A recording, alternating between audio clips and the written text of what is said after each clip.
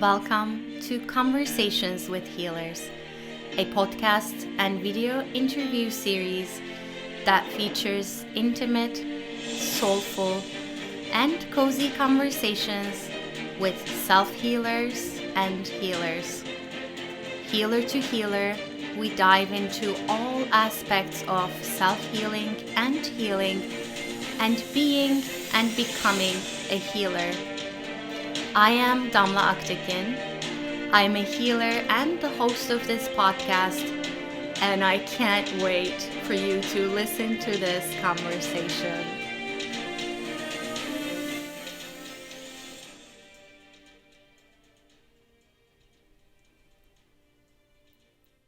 Hello everyone, this is Damla Aktekin with A Drop of Om.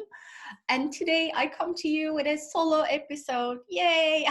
I wanted to have a chance to have you all to myself and to connect with you one-on-one.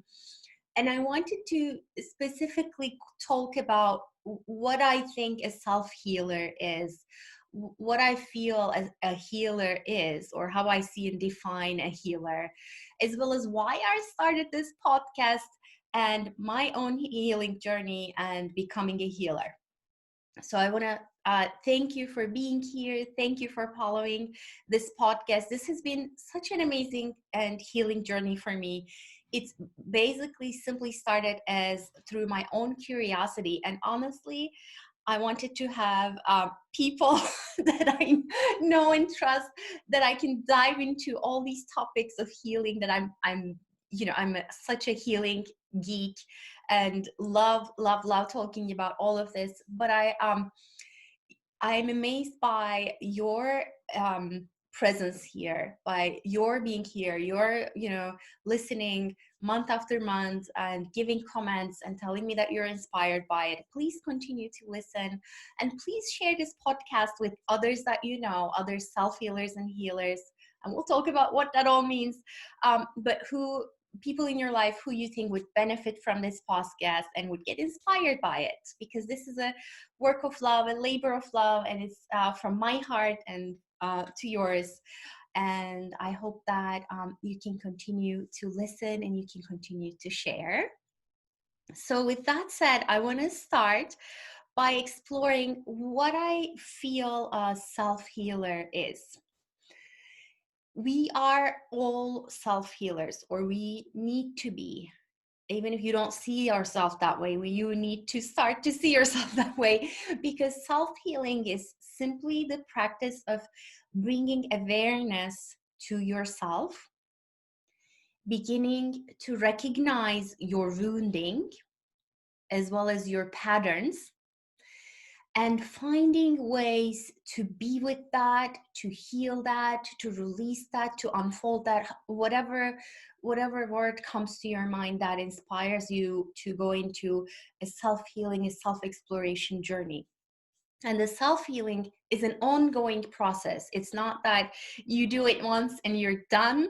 It's a daily undertaking. You need to be taking care of, first of all, tending to your needs daily.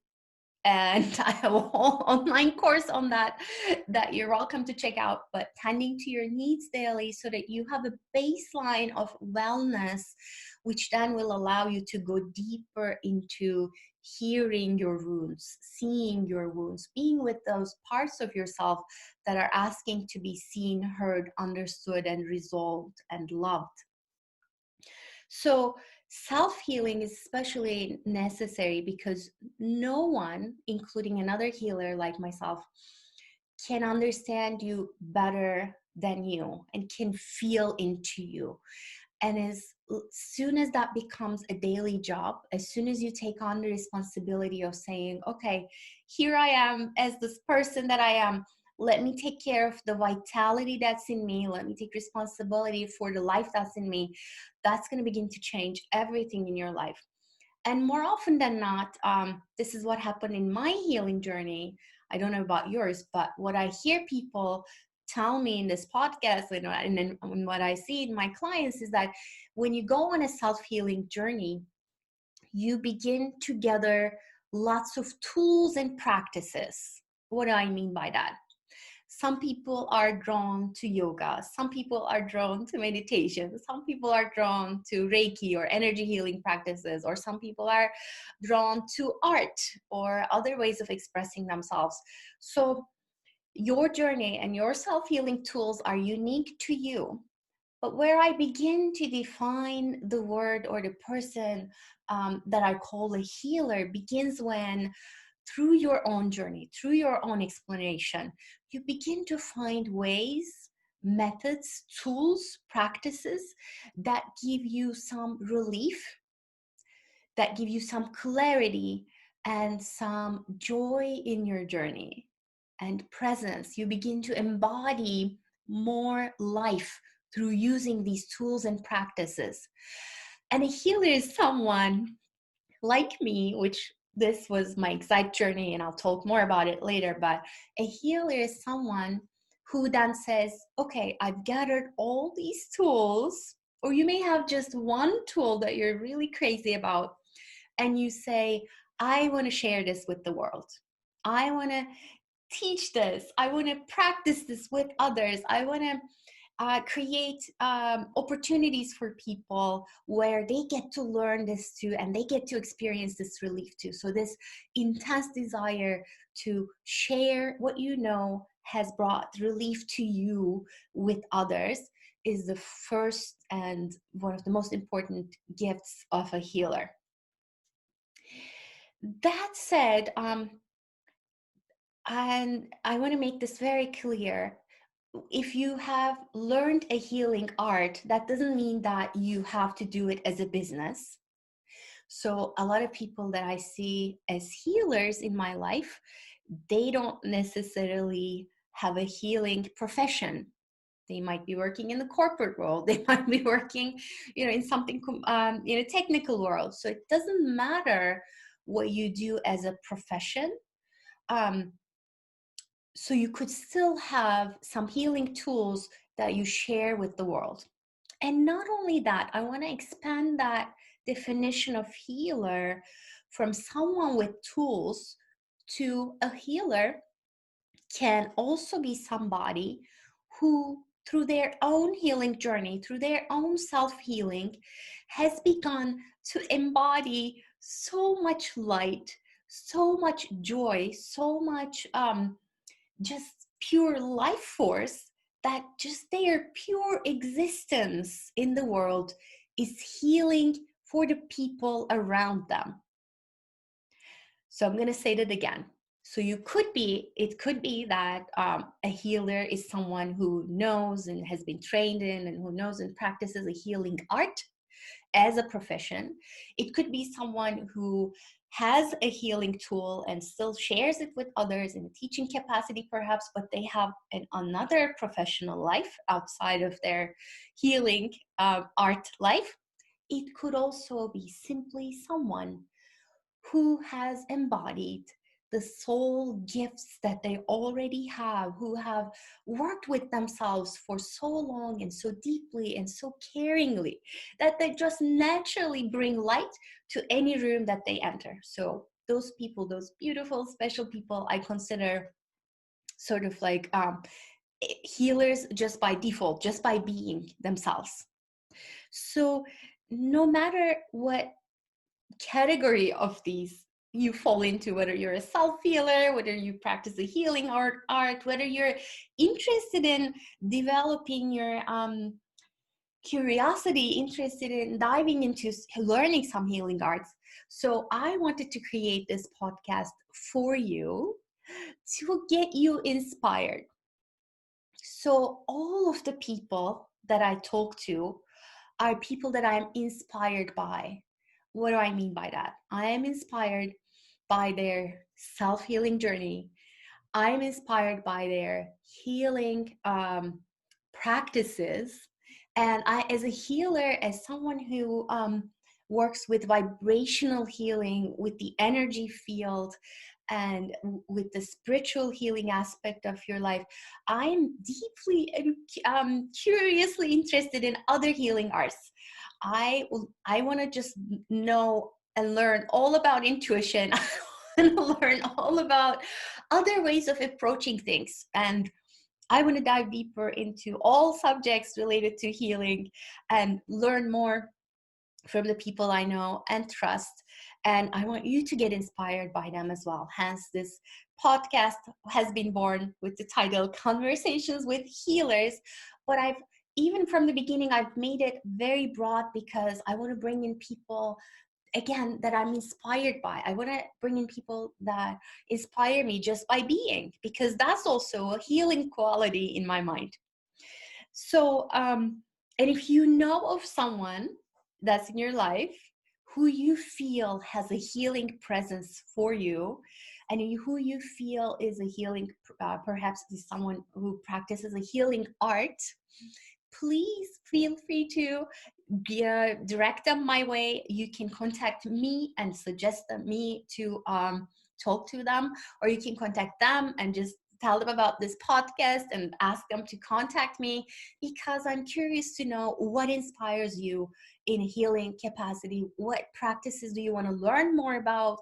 What what healing subjects do you want to dive deeper into? So I'm always open to your feedback, your comments, your questions, as well as your suggestions for the podcast. And you can reach me at Damla, Damla, at a drop of adropofom.com. That's my email, Damla at adropofom.com. So feel free to write to me.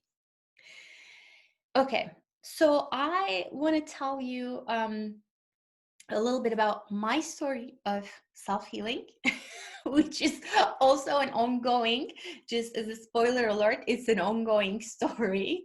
I'm not claiming to be fully healed. I'm not claiming to be fully evolved. I am on an evolving journey as well. But my story sort of began with a health issue. I started my professional life in the consulting world. Before I did any of this, I was a management business process reengineering consultant. That's a handful to say. So I was living in a very material, very analytical, also very top heavy world, which means I was very much involved in resolving things with my mind and with my head, and I wasn't in my body at all. In 2005, I had a health crisis. I came down with a hugely painful migraine, which we didn't know was a migraine at the time. I woke up at 2 a.m. with this incredible pain, and we ended up going to the emergency room. And we found out that that was a migraine, and that was the beginning of my migraines, which is another story. But in that process of being in the emergency room, they actually did a spinal tap on me, which then had me, I had a specific issue, and I needed to just stay parallel to earth. My back needed to stay parallel to earth, and I couldn't lift my head. So I was basically literally brought down to my knees by life. At the time, excuse me, I was working as a business consultant. I was working very long hours, traveling and working for clients. And it just wasn't, I couldn't find meaning in it. It wasn't my passion. And it didn't feel right on so many levels. But I didn't know what was available, and I didn't know what else was possible. So I was in sort of a turmoil within. And then, so long story short, that led me to realizing, okay, like something needs to change in my life. Something needs to shift, because like my body is literally shutting down and telling me to stop and look at my life and see what needs to change. So I began to look around, and the first thing that my curiosity led me to was yoga. I took my very first yoga class. I deeply hated my very first yoga class. I couldn't believe people would share mats. I was, the whole time I was just, holding myself very tight throughout the class. But something in me, something just connected in that class. So I kept coming back. And then in 2009, I became a yoga teacher, and I decided to pursue yoga teaching full time, which was wonderful and amazing. The yoga teacher training opened up so many doors in me, so many avenues of self-exploration. So I began to dive deeper into the movement part of it. I began to dive deeper into the philosophy.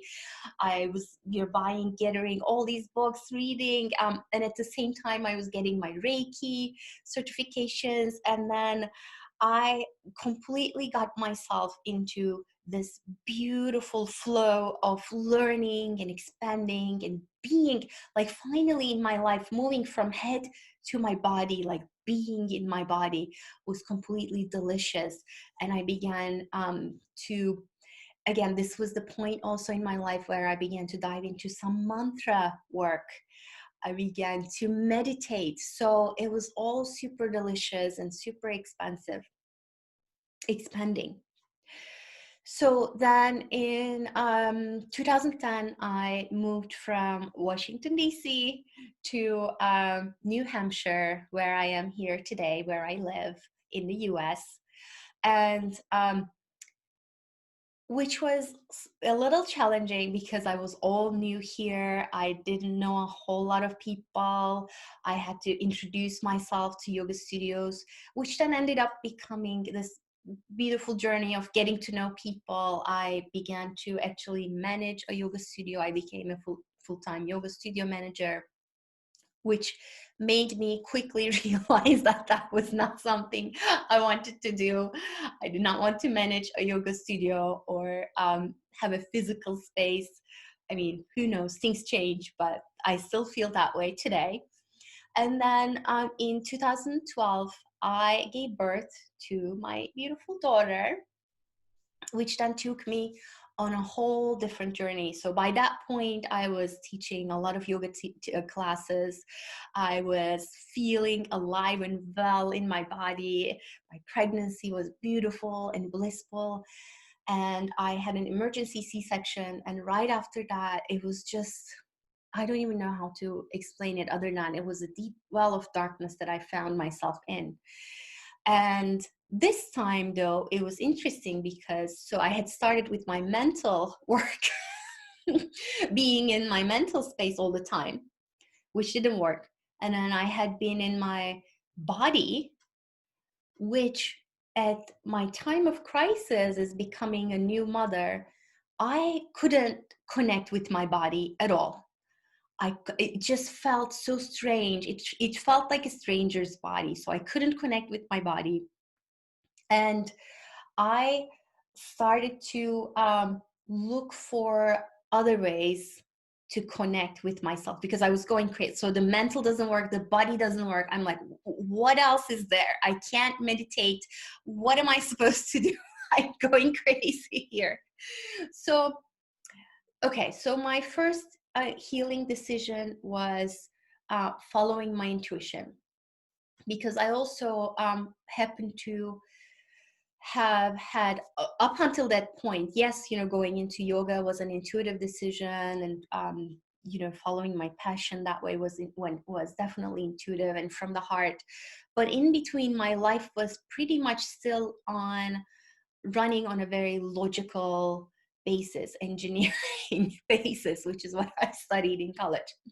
So then my decision was, okay, I need to begin to trust my intuition, but like no ifs, buts, whethers.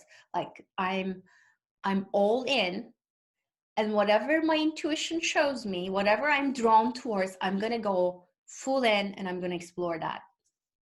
Which to me, the first tool and practice, remember the self-healing tools and practices, the first tool that began to give me some sort of relief, and that was something I could do with the time that I had as a new mom, was chanting mantras. Chanting mantras saved my life because I realized that yes, yoga was amazing. Yes, meditation, if you can sit 15 minutes on a cushion, is wonderful. But there are other ways of connecting with yourself. There are other ways of beginning to develop awareness in you so that you can dive into your patterns, explore what exactly is going on, and give yourself that which you need. Mantras were the first. The second thing I discovered, which again had a huge impact in my healing journey to get me out of the darkness into the light, was crystal healing. And in the coming months, I'm hoping to talk to you more about that, because I'm crazy about crystals. You see a picture of a crystal. This is a picture of a quartz behind me. Excuse me. So I do want to talk to you about crystals, but just very briefly, I discovered that crystals could assist me in deepening my meditation and getting quicker and more effective results. The next thing I discovered, EFT tapping meditation, acupressure tapping, which was a revelation to me. It was this magical tool that I could use anywhere. I didn't need to sit on a cushion. I didn't need to chant. I didn't need to like follow any script at all. I could be tapping on acupressure points and just reducing the amount of stress that my body carried, just naturally and easily and effortlessly. So then the next thing that happened, I found myself in the middle of, raising a toddler. I found myself writing workshops, giving, trainings to people about mantras, about crystals, and starting to hold healing sessions, because I had experimented with myself with crystals. And then I sort of just intuitively came up with this method that I now call the chakra bliss healing, which I thought was like this very quick and effective and beautiful way of activating the crystals, activating their magical powers to get you from just wanting to meditate to deeper and deeper and deeper healing potentials and possibilities. So I began to share all of those. And then the second decision, so the first decision was getting in touch with my intuition and sort of making this pact with myself that my intuition had to guide my decisions from now on. And then my second decision, as I began to share these practices and tools, was I want to be of service. And very humbly, I said to myself, talking to my soul, talking to the soul of the universe, I said, I want to be of service. Just show me the ways that I can be of service. As soon as I did that, it was like doors of my intuition just opened wide. And it was just this influx of energy and influx of inspiration. And it has been since a beautiful journey of unfolding. And now I'm at a place where I'm working with one-on-one clients. I'm writing online courses. I'm occasionally holding in-person workshops. But throughout all of that, I'm beginning to discover these threads of healing potential and threads of healing subjects in all the people that I see. And I'm always asking questions like, how can I empower people for their self-healing? And then when they hit a wall in their self-healing, how can I support them personally through the co-creative work that we do? So this is where I am now, continuously working on my own self-healing, as well as opening up opportunities and creating containers for self-healers as well as healers, for them to bring awareness to their unique harmonies, to discover their soul gifts, as well as their wounding and patterns, and how to sort of create a harmonious mix of those two. And this is it, really. This is my story. I'm again, what I call what I do right now a oh, by the way, one of the other tools that I forgot to mention that I absolutely love is Biofield Tuning, or sound balancing with tuning forks. So right now in what I do, I sort of call it, I put it all under the umbrella of vibrational healing. And through the process, I have also discovered that I'm clairaudient and occasionally clairvoyant, although that changes and depends, and very clairsentient, which means that I'm an intuitive empath who has a lot of mirror neurons. And I'm also open to sort of feeling into whatever you might be going on and helping you decipher patterns, stucknesses in there, as well as helping you see the openings, the potentials, the possibilities that you may not be aware of to get you further along in your healing journey. If you're interested in learning more about what I do as a healer, the healing services that I offer, and the other free resources that I share, please go to adropofom.com, ADROPOFOM.com, and there's a ton of information there. There are lots of blog posts. You can listen to the Conversations with Healers podcast, and you can even book a free introductory call with me so that we can meet and see if we're a good fit, and you can see all the other healing work that's available for you. And thank you so much. So I'm actually going to keep this nice, short, and sweet. I wanted to connect with you and again explain and share my thoughts with you as I started this journey of podcasting. I literally didn't know a whole lot other than to how to record a two-way conversation, and then it went on from there. And I'm so happy that you're here. I'm so happy and grateful for you, for your listening, for your sharing, for your support.